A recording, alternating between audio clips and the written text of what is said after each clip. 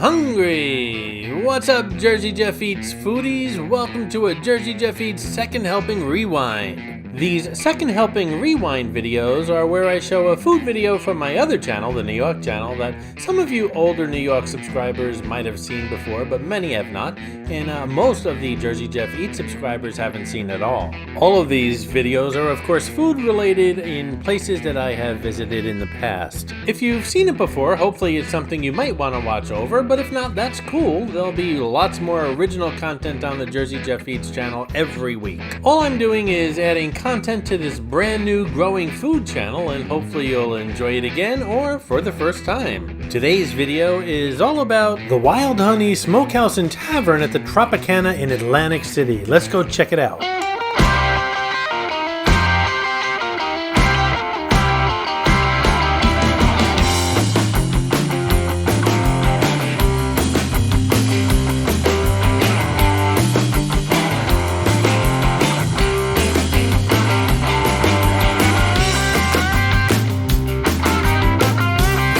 Today we're back in Atlantic City on the beautiful Atlantic City Boardwalk on a nice summer day. We're on the southern end of the Atlantic City Boardwalk. We're going to check out a new place at the Tropicana Hotel and Casino called Wild Honey Smokehouse and Tavern. This place overtook the space that Rira, the Irish pub, used to have here at the Tropicana, a place that I personally really loved. So they have big shoes to fill as far as I'm concerned. We'll see if they fill them. The Tropicana is opening a lot of new restaurants that should be open by the end of this year, including Asu Japanese Tavern, Wild Honey Smokehouse and Tavern, which is where we're visiting right now, Hash House A-Go-Go, a big Las Vegas favorite, Purple Zebra, Gin Ricky's, the Royce Social Hall, Il Verde, and Hawthorne and Cork.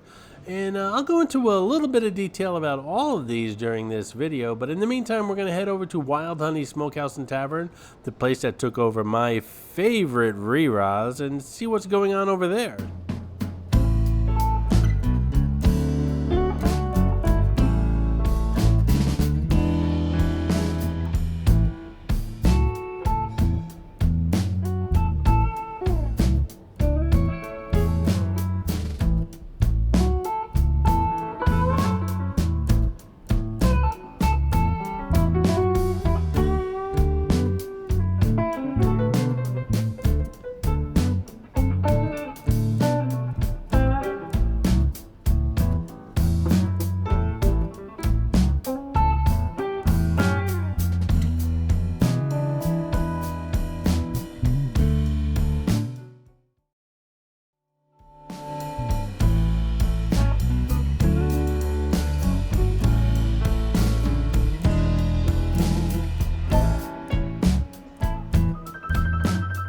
Wild Honey has a usual smokehouse fare. I'm going to start off with a onion ring tower with herbal ranch dip, about $11. And then I ordered the St. Louis ribs quarter rack, which was about $23. The half rack was just a few bucks more, but I had to make a Costco decision, and those of you who shop at those super warehouse places know what I'm talking about.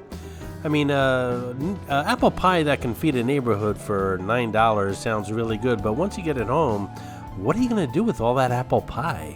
But first up, a Maker's Mark Bourbon on the rocks for 12 bucks. Hey, it's a barbecue joint, right? So I got my Maker's Mark Bourbon on the rocks. I got my dipping. It's like a herbal, I guess, kind of dipping sauce for this onion ring tower, which onion ring towers, I always consider them a challenge, and I'm always up for a challenge. Of course, this onion ring tower is probably made for two, but that just makes this challenge more of a challenge, and that makes me an expert at onion ring challenges, right? Oh my goodness, that was too hot.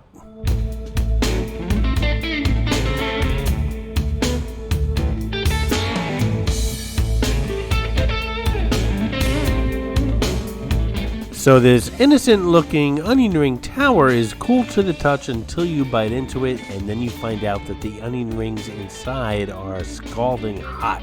So just beware of that, and actually beware of that anywhere you eat, I guess.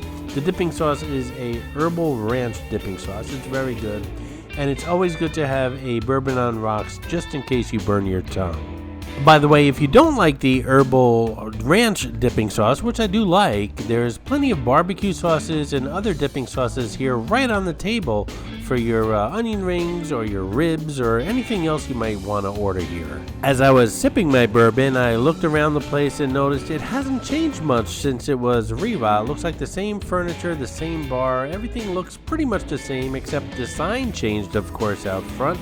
The menus changed, and of course the drinks and the food has changed, but other than that, there's not much difference physically between an Irish pub and a good old southern barbecue joint. That's right, I just added barbecue sauce to my herbal ranch dipping sauce, and well, I'm not here to impress anyone, or maybe I just did, who knows. So I had one of those what do I do next moments. I still had half an onion ring tower left. The spare ribs came out with french fries, coleslaw, and pickles, and I didn't know what to do next, so I grabbed a sip of my drink.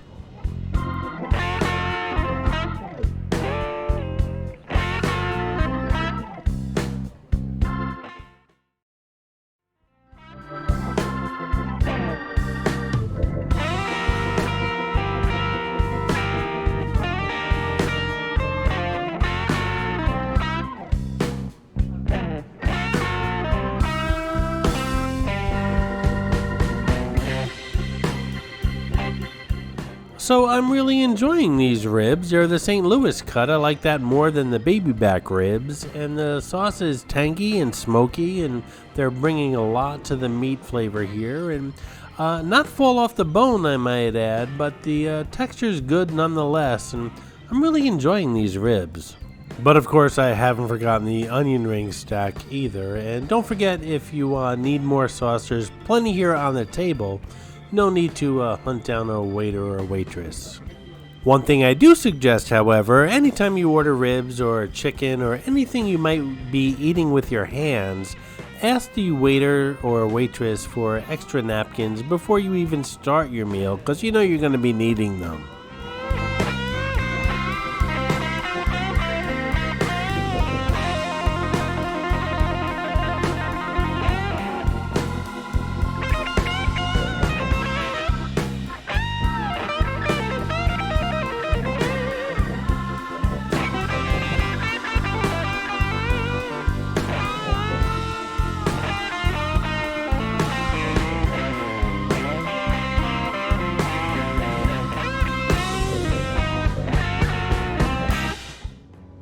So this obviously was a big dinner. The onion ring tower, as well as the St. Louis ribs with the french fries and all the other fixings, and the bourbon on the rocks, everything came to under $50, which I thought was a good deal.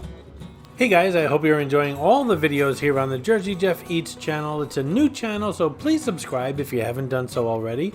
And if you're enjoying this wild honey barbecue video in particular, give it a thumbs up. Again, I appreciate your support, guys.